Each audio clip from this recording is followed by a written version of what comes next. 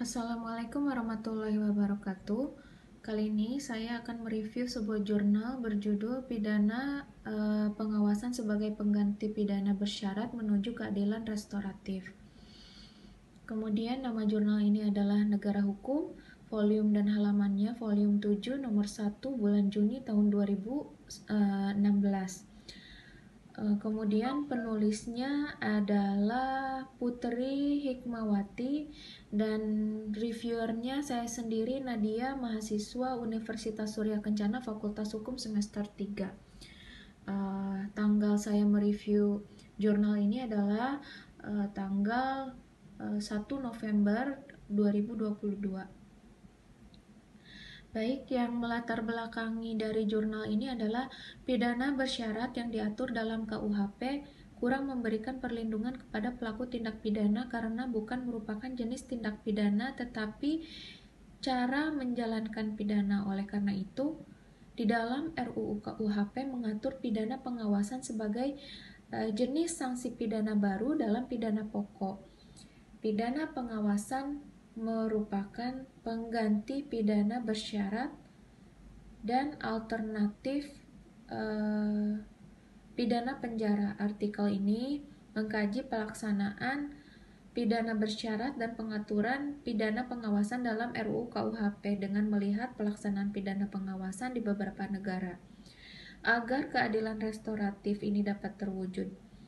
Pengaturan pidana pengawasan dalam RUU KUHP menyerupai sistem probation di Inggris, tetapi menekankan pengembalian kerugian yang ditimbulkan dari tindak pidana. Dalam penjatuhan pidana pengawasan perlu diperhatikan hak-hak korban dan dipersiapkan sumber daya manusia Balai Pemasyarakatan Kemenkumham sebagai lembaga pengawasan dan hakim pengawasan serta sarana dan prasarananya.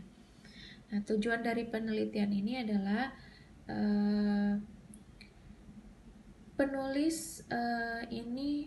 penulisan karya ilmiah ini menganalisis pelaksanaan pidana bersyarat dan pengaturan sanksi pidana pengawasan sebagai pengganti pidana bersyarat dalam RUU KUHP. Kemudian di sini ada rumusan permasalahannya, di mana yang pertama adalah mengapa pelaksanaan pidana bersyarat dianggap belum efektif. Kemudian yang kedua adalah bagaimana sanksi pidana pengawasan sebagai pengganti pidana bersyarat sebaiknya diatur dalam RUU KUHP. Kemudian di sini ada metode penelitian yang digunakan oleh penulis adalah yuridis normatif dalam bentuk penelitian kepustakaan terhadap bahan-bahan hukum sekunder yang terdiri dari peraturan perundang-undangan dan literatur. Hasil dari penelitian ini atau hasil dari pembuatan jurnal ini adalah dapat disimpulkan pidana adalah suatu reaksi atas delik atau punishment dan berwujud suatu nestapa yang dengan sengaja ditimpahkan secara negatif oleh negara untuk lembaga negara atau lembaga negara terhadap pembuat delik. Nestapa hanya merupakan suatu tujuan yang terdekat saja, bukan tujuan terakhir yang dicita-citakan sesuai dengan upaya pembinaan atau treatment. Kemudian, negara atau lembaga yang ditunjuk oleh negara untuk menjatuhkan pidana mempunyai tujuan tertentu. Berbagai variasi tujuan pidana tumbuh sesuai dengan perkembangan ilmu hukum pidana. Ilmu tentang pemidanaan dan teori-teori dasar tujuan pidana. Selama ini, tujuan pidana dan pemidanaan tidak pernah dirumuskan di dalam UU. Perumusan tujuan pemidanaan baru terlihat di dalam RUU KUHP, yaitu yang pertama adalah mencegah dilakukannya tindak pidana dengan menegakkan norma hukum demi pengayoman masyarakat.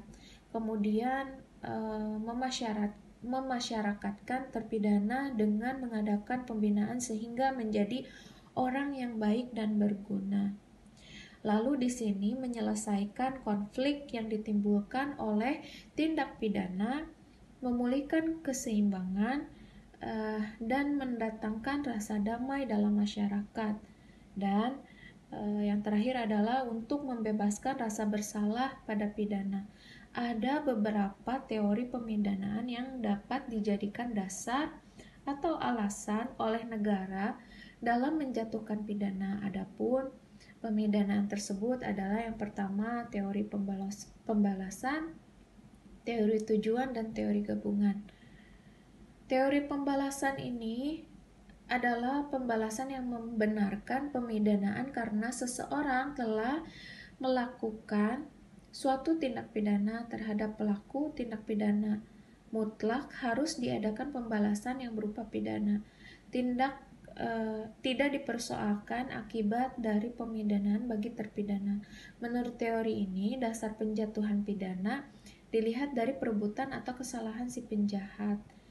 Teori tujuan ini adalah teori yang membenarkan pemidanaan berdasarkan atau bergantung pada tujuan pemidanaan, yaitu untuk perlindungan masyarakat atau mencegah terjadinya kejahatan.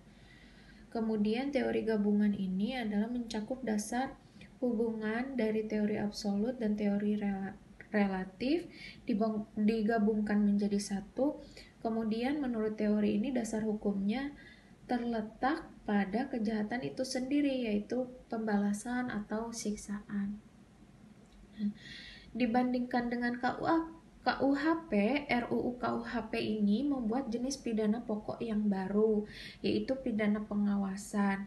Pidana pengawasan merupakan alternatif pengganti pidana penjara jangka pendek karena pelaksanaan pidana penjara jangka pendek dianggap kurang efektif. Pidana penjara membawa dampak negatif tidak saja bagi yang terkena, tetapi juga bagi masyarakat. Bagi yang terkena, penderitaan tidak hanya dialami sendiri, tetapi juga bagi keluarganya dan orang-orang yang hidupnya tergantung pada terpidana. Bagi masyarakat, kerugian nampak dari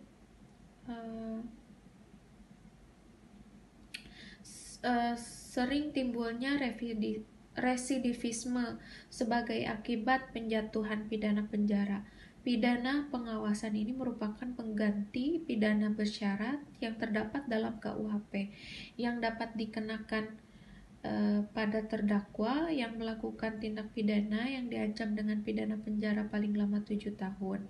Batasan ancaman pidana penjara paling lama 7 tahun ini dianggap sebagai tindak pidana yang tidak begitu berat, namun dalam buku kedua RUU KUHP terdapat tindak pidana berat yang paling lama diancam 7 tahun.